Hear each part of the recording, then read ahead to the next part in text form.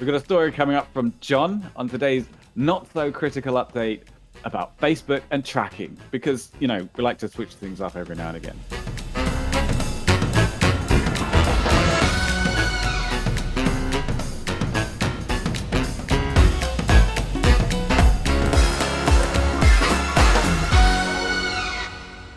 So, just going to read the title here because I may not have read the article. Facebook patent reveal that it intends to cash in on metaverse. And if I have to guess what this is about, I think it's about Facebook scanning humans to bring them into the metaverse. And that's actually not a guess. I lied. That is what Mike said in a Discord message. So okay, that's all I have to say about that. Sure. So to be fair, talk about this more though. To be fair, I think this was. I think I submitted this article, so it may be a little unfair to put Jon on the spot for that. But so kind of like you said, there's a couple aspects to it. Facebook submitted, or Meta, submitted a couple patents that seem to be oriented towards this VR world, like you said, partly to scan your face, but also to do some specific things like recognizing facial movements. Like one of they mentioned specifically is the scrunching your nose to interpret the facial gestures and bring that into the virtual environment that you're working in. So knowing what a huge fan of the Facebook/Meta Oculus Quest Peter is, and that I'm sure he can't wait to get his face scanned by the future generations of this device, I thought it would be fun to talk about. I hate it. I absolutely fucking hate it. Sorry. It's disgusting. It shouldn't happen. I don't like it. I don't trust Facebook. I don't trust Meta. They're just going to use it for horrible things. And eventually we're all going to die.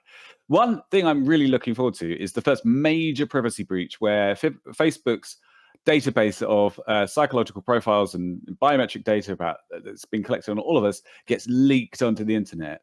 And we get all sorts of like high profile celebrities and politicians and everything. And they just get ripped apart from it. I really hope it happens, even though it's going to cause a lot of damage. Yeah.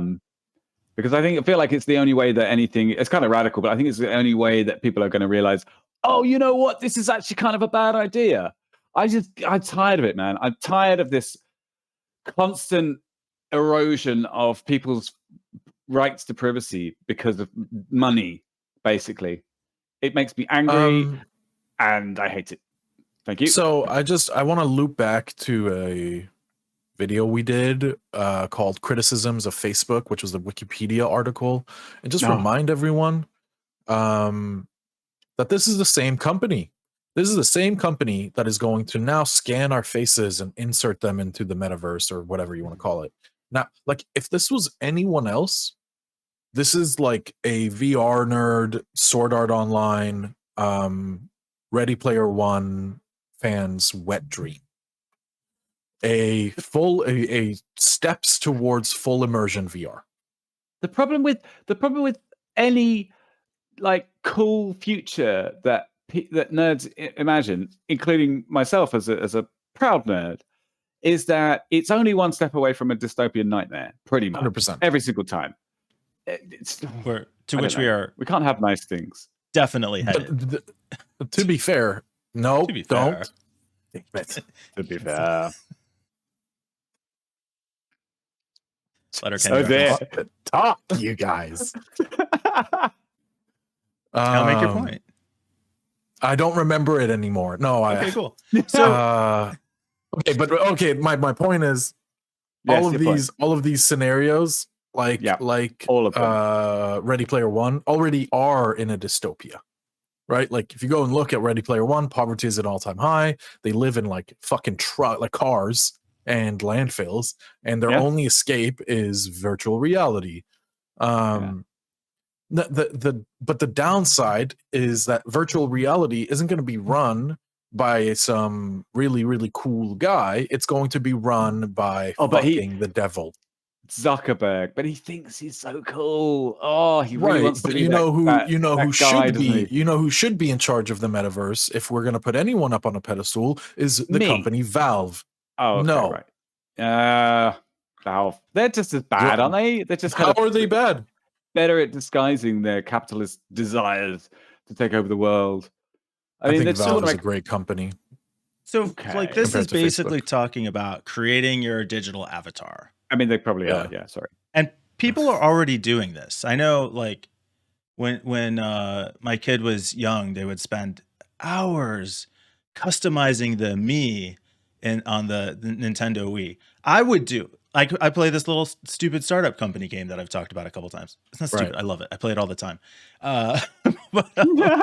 But the options to make the owner look like me are limited. As a white middle-aged white guy, like I don't have any representation. Is my point. If I could have myself scanned in and have a more realistic portrayal in the game, I would do that.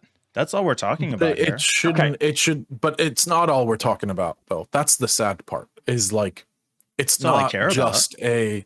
It's not just a. You're gonna stand in the middle of the room and it's gonna scan your features in. Right. It's so beyond that. Here is the me, the avatar, little cutesy avatar that Nintendo were making. Right.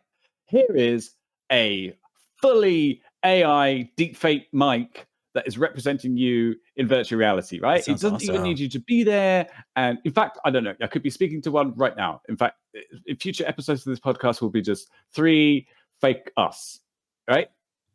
Somewhere in the middle is a line which is too far, right?